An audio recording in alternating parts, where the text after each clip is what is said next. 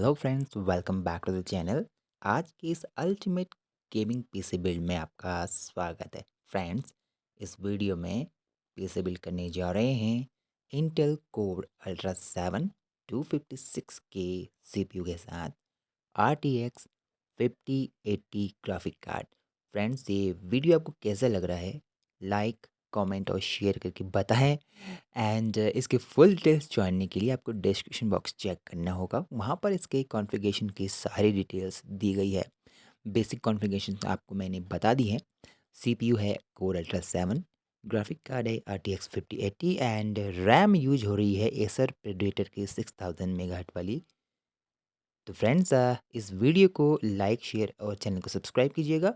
ऐसे ही वीडियोस मैं आपके लिए अब लाता रहूँगा।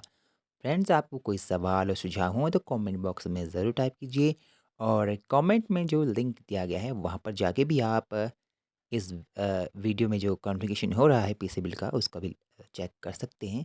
तो थैंक्स फॉर वॉचिंग। मैं मिलता हूँ आपसे नेक्स्ट वीडियो में। बाय।